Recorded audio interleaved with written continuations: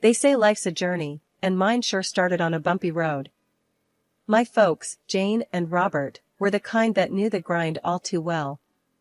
They didn't have much in the way of fancy degrees or fat wallets, but they had hearts of gold and a dream for me bigger than the sky. Dream big, work hard, Zoya, Dad would say every morning as he tied his worn-out boots, ready for another day at the factory. Mom, with her gentle smile, would pack my lunch, her hands rough from years of juggling odd jobs. I was their golden ticket, their dream of a better life, and they poured every penny they could spare into a jar labeled "Her Future." It wasn't just loose change, it was their sweat, their hope, and their love, all clinking together in that old glass jar. High school was where the rubber met the road. I hit the books hard, determined not to let my folks down.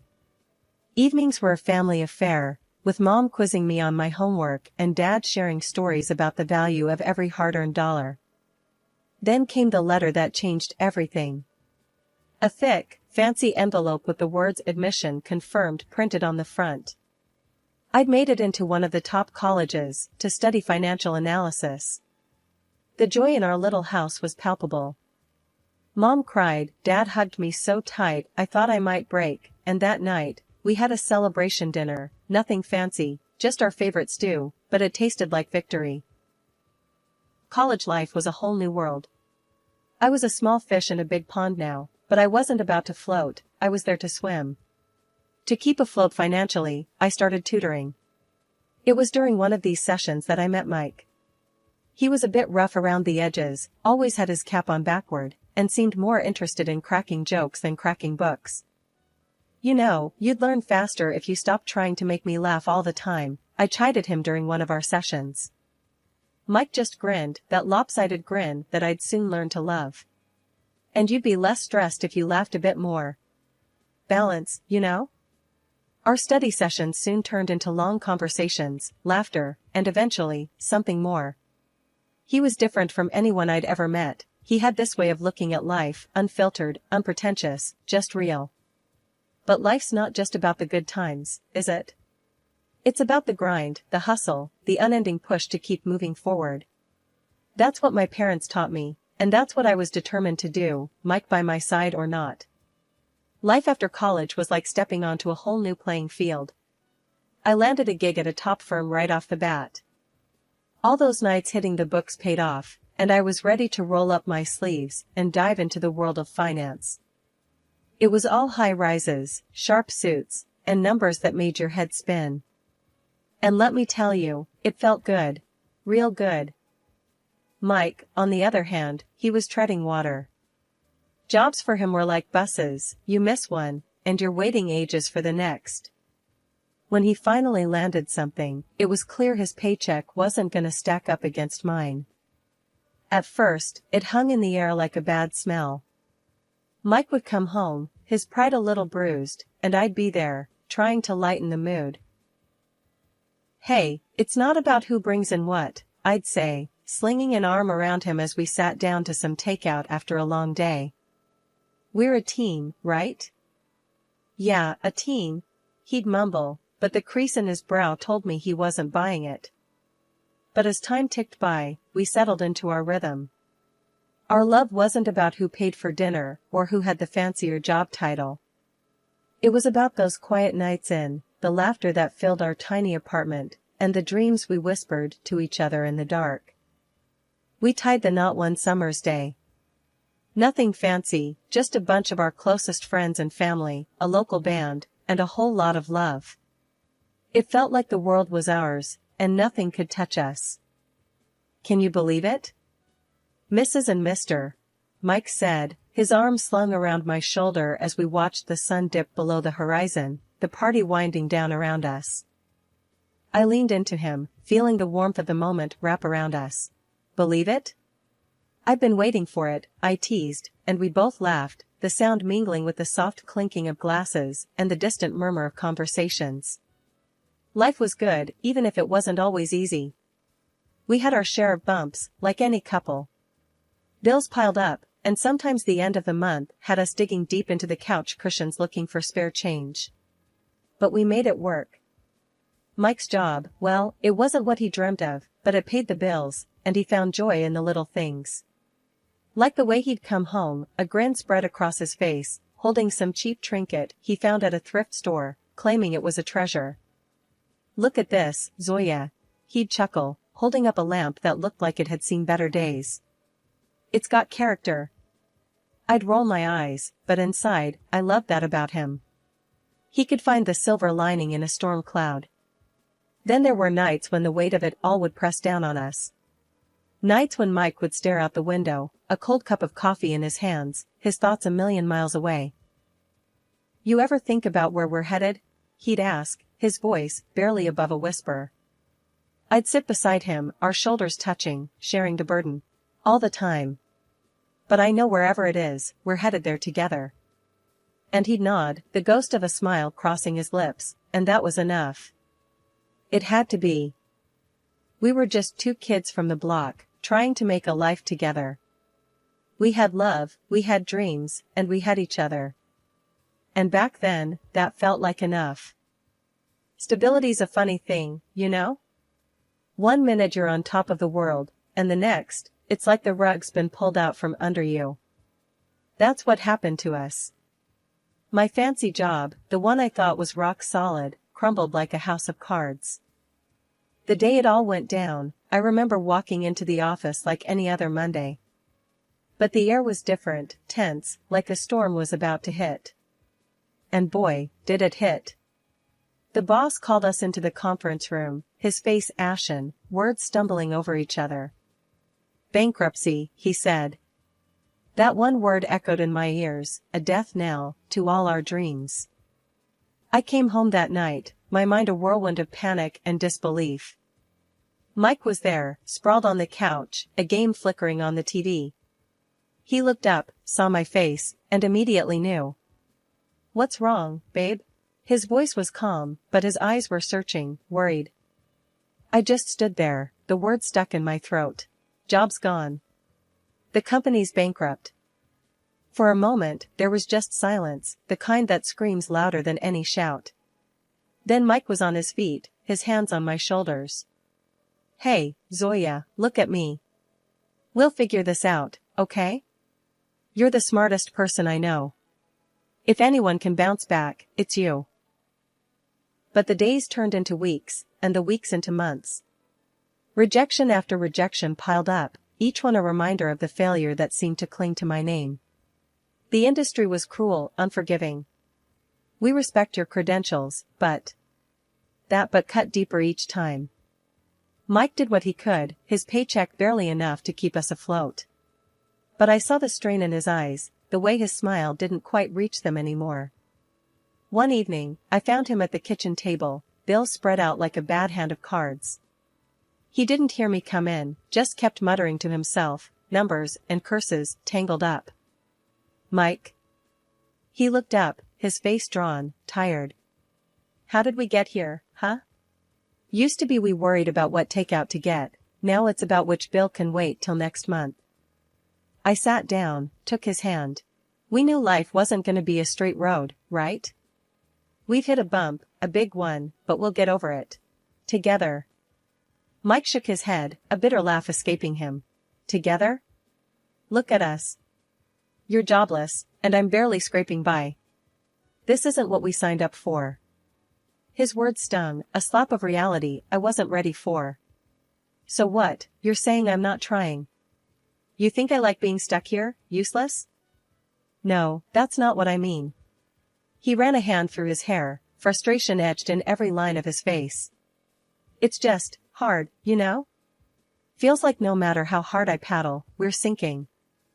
I wanted to say something, anything, to fix it, to make the hurt in his eyes go away. But the words wouldn't come. Instead, we sat there, together yet miles apart, the weight of our crumbling world pressing down on us. Betrayal, they say, cuts deeper than a knife. It's a wound that festers, a poison that spreads until everything you once held dear is tainted. That's what it felt like when Mike turned on me. It started with snide remarks, little jabs here and there. At first, I tried to brush it off, chalk it up to stress, to the pressure we were both under. But as the days dragged on, those jabs turned into full-blown attacks. Another day, another stack of rejection letters, huh? Mike's voice was harsh, nothing like the warm tones I fell in love with. I looked up from the pile of envelopes on the table, my heart sinking. I'm trying, Mike. You know I am. He snorted, a cold, mocking sound. Trying? What good is trying if it gets us nowhere? You know how much I'm stretching every dollar to keep us afloat here? I felt the sting of his words, the unfairness of it all burning in my chest. You think I don't know that? You think I like sitting here, feeling like a burden? A burden? Well, if the shoe fits. His words were a slap in the face, a confirmation of my worst fears. I stood up, my hands shaking. I can't believe this. After all we've been through, this is how you talk to me? Mike's face was hard, unyielding. Face it, we're sinking and you're just dead weight. I'm done carrying you. That night was the longest of my life. I lay in bed, staring at the ceiling, the echoes of Mike's words haunting the silence. I thought about everything we had been through, all the dreams we had shared. And I realized that the man lying next to me, the man I had built my life with, was a stranger to me now. The final blow came a few days later.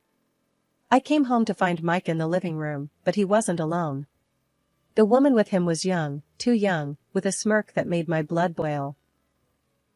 Oh, look who decided to grace us with her presence, Mike sneered as I stood frozen in the doorway. The woman giggled, a high, grating sound. Is this the famous wife? The one who can't hold down a job? I felt the room spin, my heart pounding in my ears. Mike, what is this? Mike stood up, his eyes cold. This is me moving on. I'm done with you, with this sham of a marriage. He threw a stack of papers at me, the word divorce glaring up at me in bold letters. Consider this your eviction notice too. I want you out. I looked from the papers to Mike, to the woman still smirking on the couch. I was numb, the pain too deep, too raw to comprehend. Without a word, I grabbed my coat and my bag, the life I had known slipping through my fingers like sand. Life has a funny way of kicking you when you're down, but it's also got a knack for throwing you a lifeline just when you're about to sink.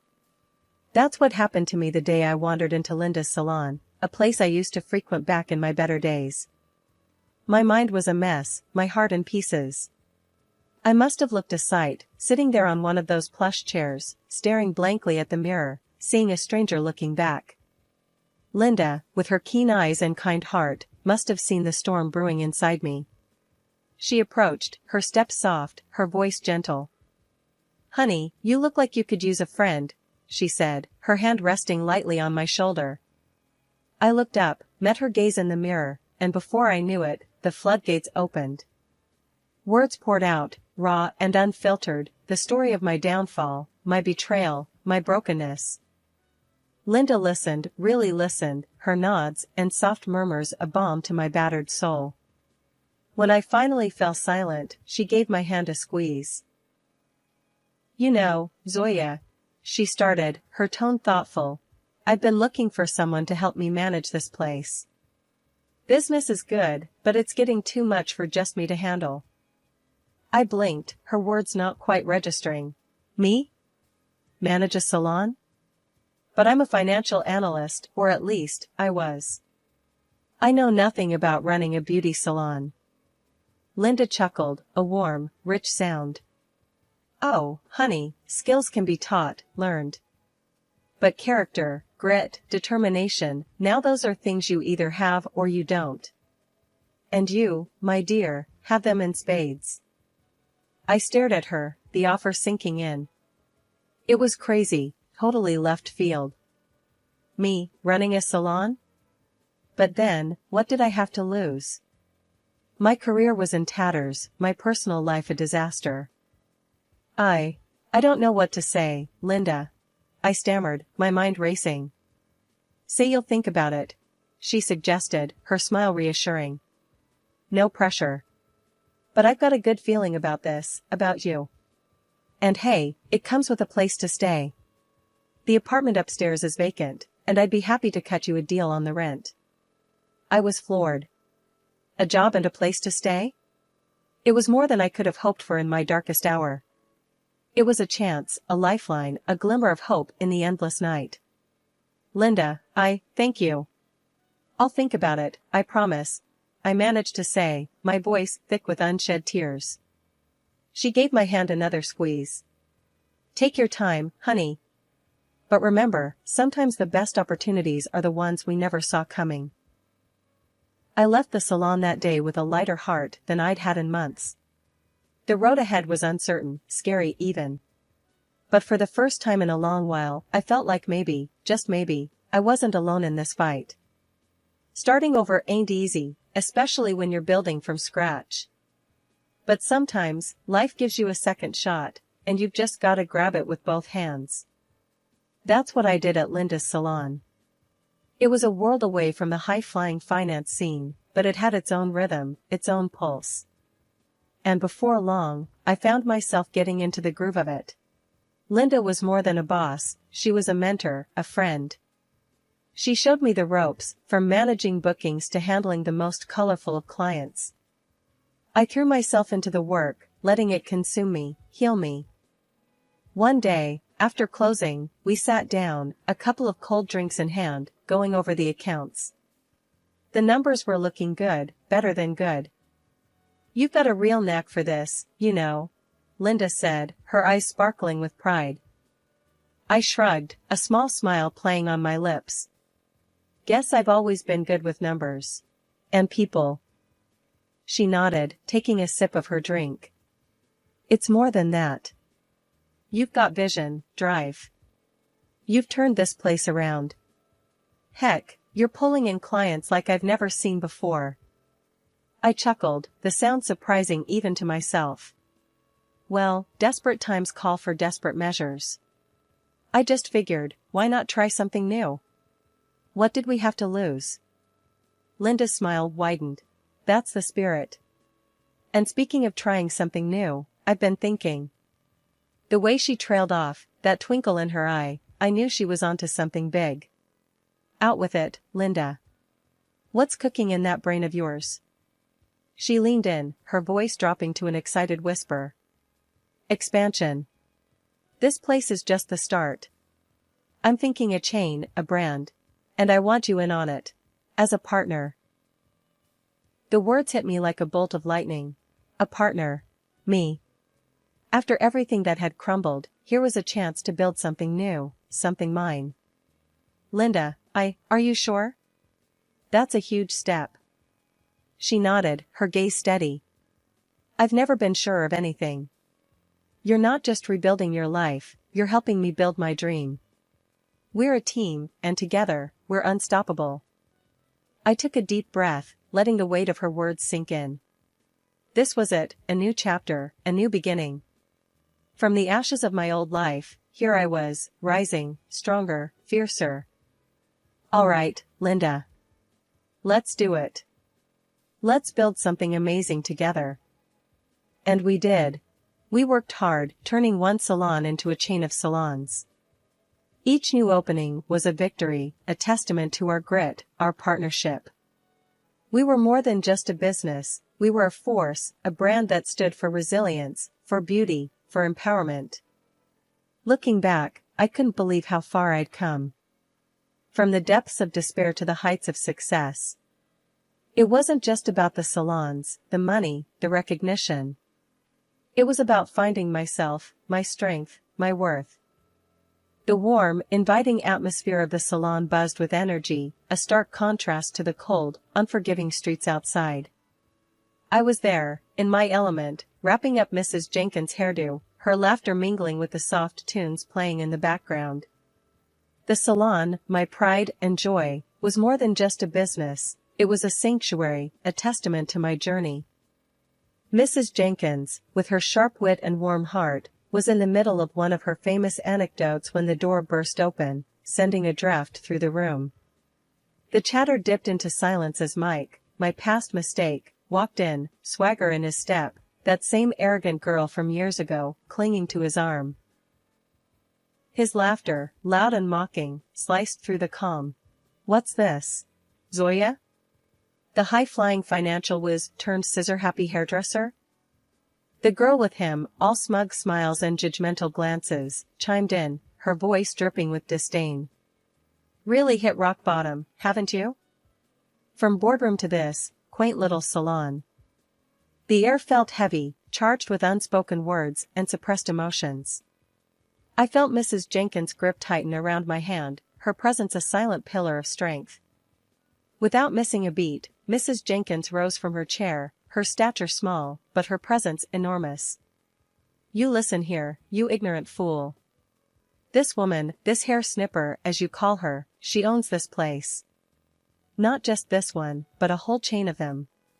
She's been in the papers, recognized as one of the most successful entrepreneurs around.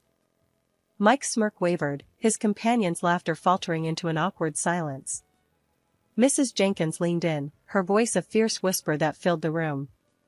And you, I've seen you, parading around town, always a drink in hand, always on the brink of another shambles. It's you who's the embarrassment, not her. You're the one tossed from job to job like a rag doll. The salon was still, the air thick with tension. Mike, once towering with arrogance, now seemed smaller, his bravado fading under the weight of truth. He tried to interject, a weak. Now, listen here, barely leaving his lips, before I cut him off. Mike, your time here is done. You chose to walk out of my life, and that's where you'll stay. Out. You're not welcome here, not in my business, not in my life. His eyes met mine, a flurry of emotions passing through them, anger, shame, maybe a hint of regret. But it was too late. I had moved on, built a new life from the ashes of his betrayal. The girl with him, her confidence now a crumbled facade, tugged at his arm. Let's go, Mike. This is pointless. They turned to leave, their exit as dramatic as their entrance, the door closing with a soft click behind them. The salon erupted into applause, a chorus of support and solidarity, Mrs. Jenkins leading the charge. She turned to me, her eyes softening. You, my dear, are the epitome of grace and strength. Don't you ever forget that. The room slowly returned to its rhythm, the incident fading into just another story to tell. I looked around, my heart swelling with pride. These walls, these people, were a part of my story, a narrative of resilience, of rebirth. After the door closed on that chapter of my life, the salon, my sanctuary, felt even more like a haven. Linda, ever the pillar of strength and wisdom, sidled up to me as I was tidying up for the day. Her smile was as warm as the sunshine peeking through the windows. You did good today, real good, she said, her eyes twinkling with a mix of pride and mischief. I chuckled, shaking my head. Good? I feel like I just went 10 rounds in the ring. Ah, but you came out on top. That's what counts, she insisted, giving me a gentle nudge. And speaking of coming out on top, I've been thinking. That tone, that look in her eye, I knew it well. It meant Linda had another one of her grand ideas, the kind that had turned this salon from a dream into an empire. I leaned on the counter, my curiosity piqued. Out with it then. What's brewing in that brilliant mind of yours? She leaned in, her voice low and conspiratorial. Expansion is great, we've nailed that. But what about branching out even more? I'm talking product lines, training academies, maybe even a reality show. Sky's the limit. The idea was bold, daunting, and utterly thrilling. The thought of turning our brand into something even bigger, touching more lives, igniting more dreams, it set my heart racing. Linda, that's huge, I stammered, the magnitude of her vision dawning on me. You really think we can pull it off? She scoffed, playfully swatting my arm. Think? Zoya, I know we can. Haven't we proved that already? We're a dynamite team. With your brains and my charm, we're unstoppable. Her confidence was infectious. I felt it, that familiar flare of excitement, the spark that had ignited my journey from the ashes of my past life. All right, Linda.